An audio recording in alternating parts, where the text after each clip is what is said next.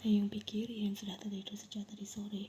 Sekitar pukul 10:30 malam tadi, mereka sempat saling berkirim pesan teks sebelum akhirnya Taeyong pamit ingin melanjutkan kegiatan.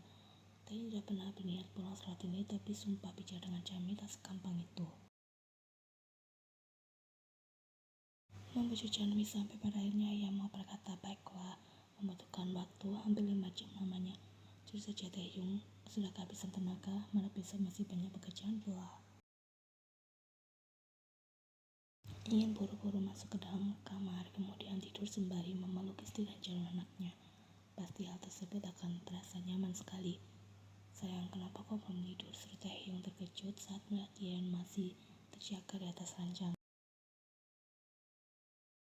Tadi sudah, tapi terbangun dan tak bisa tidur lagi. Karena kepikiran opa belum pulang, ku Ian. Teman sekali tidak mengirim pesan teks atau langsung menelponku saja. Kalau memang kau merasa khawatir sampai tak bisa tidur.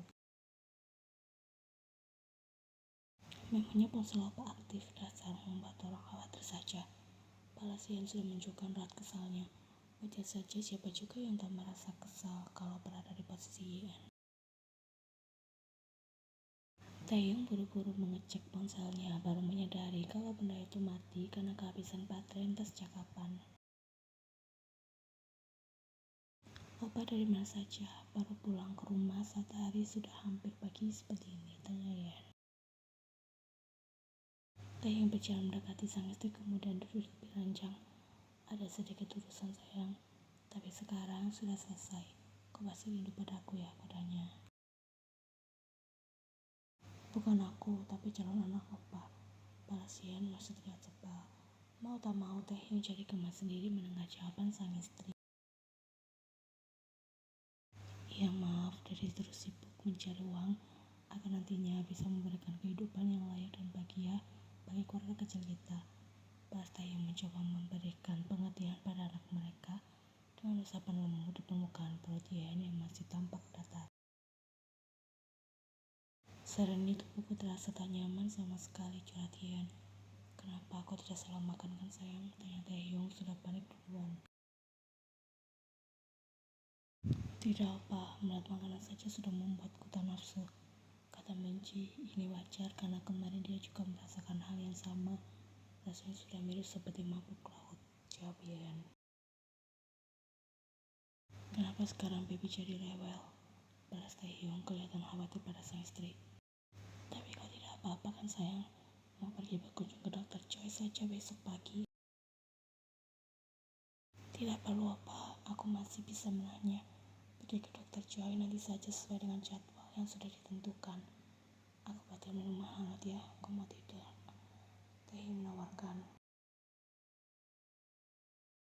Ian membalas dengan kelengan pelan, sedang tidak ingin minum kumnya. Lalu ingin apa?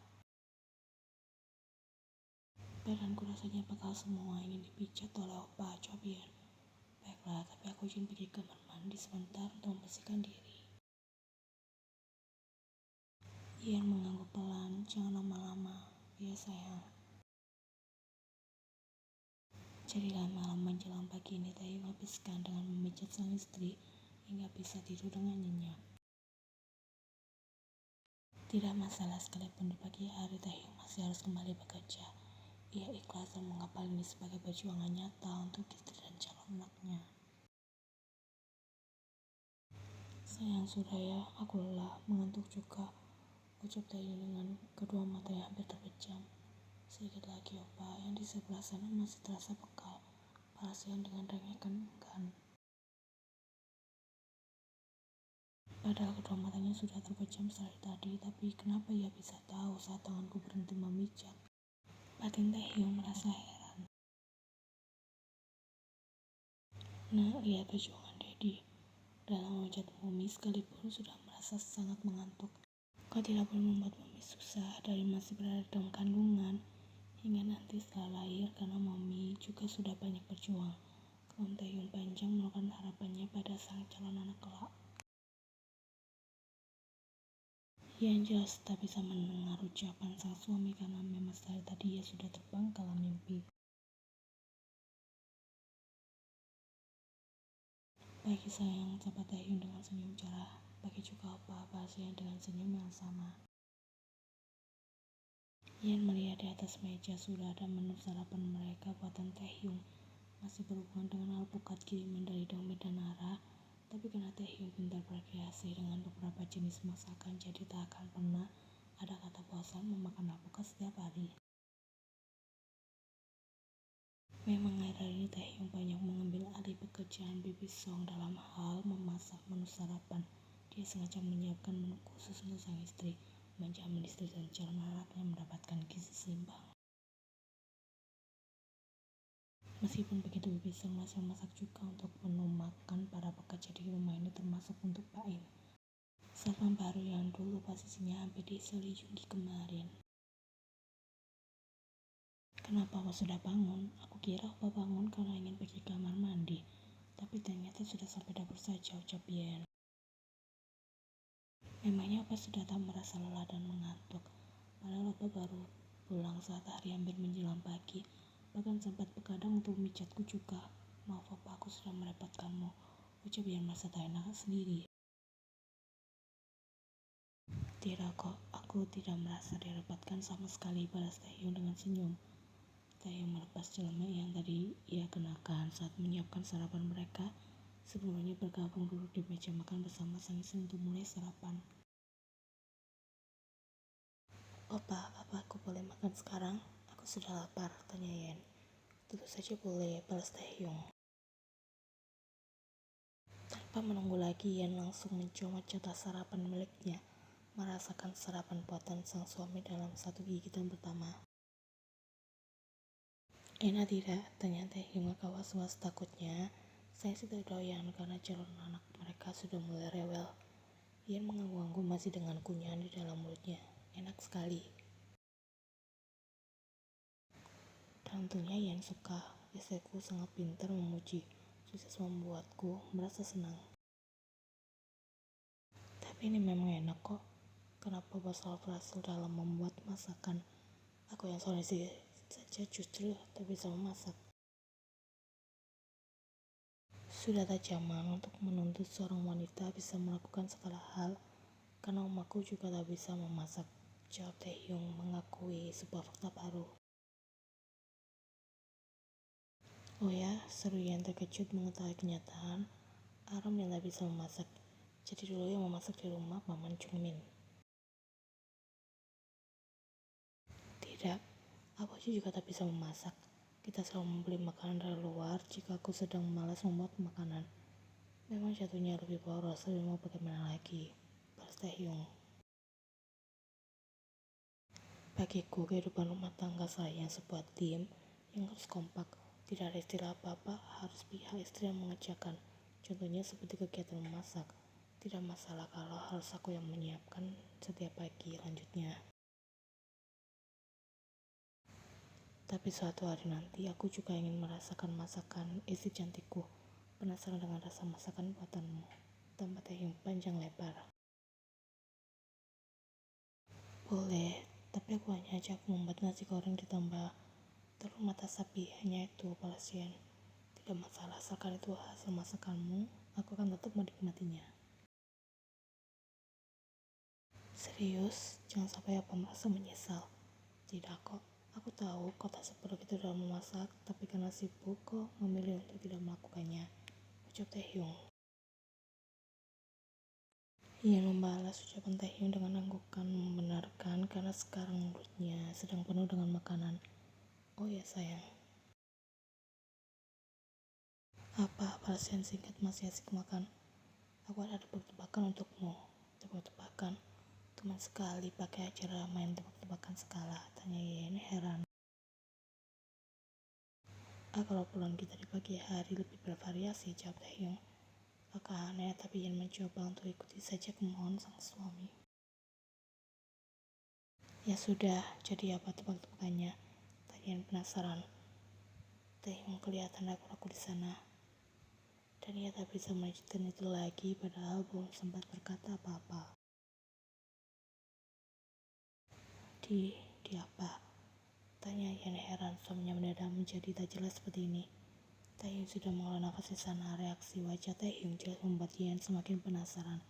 Kelihatan tak tenang dan ingin menyampaikan sesuatu tapi takut. Opa, kalau ada sesuatu yang perlu disampaikan ya sampaikan saja. Tidak perlu ditahan-tahan dan tak usah sok pakai acara tebak-tebakan segala. Ucap Yeon langsung saja karena memang dia tak mau ada rahasia di antara mereka berdua. Sebenarnya ada apa, tanya Yeon. Jadi begini sayang, aku, dan tadi lanjutkan lagi dan lagi. Ya, Taehyung laki-laki hanya bisa menghela nafas panjang. Jangan membuat orang penasaran, cepat katakan saja, seru Yeon kemas sendiri. Tapi janji jangan marah, balas Taehyung takut-takut. Ya tergantung, jawab Yeon. Ya sudah kalau begitu sudah jadi. Taehyung langsung menyerah begitu saja. Kenapa Opa mendadak tak jelas seperti ini? Kalau Opa seperti terus aku benar-benar akan marah, ancam Yeon. Padahal aku belum bicara apa-apa, kumam Taehyung. Makanya cepat bicara. Sabar sayang, aku juga sedang mengumpulkan nyali. Pas Taehyung sudah frustasi sendiri. Giliran Yeon yang menghela nafas sekarang. Dia bingung dengan kelakuan sang suami yang kelihatan tak jelas. Sayang, panggil Taehyung setelah beberapa saat berlalu. Kau mau pilih yang mana? Diganggu oleh Chanmi terus-menerus atau tidak? Tanya Taehyung tiba-tiba. Kenapa tiba-tiba membahas Chanmi? Opa sengaja membuatku merasa stres. Opa ingat sekarang aku sedang hamil. Kenapa Opa malah memancing perkara? Balas Yeon sebal.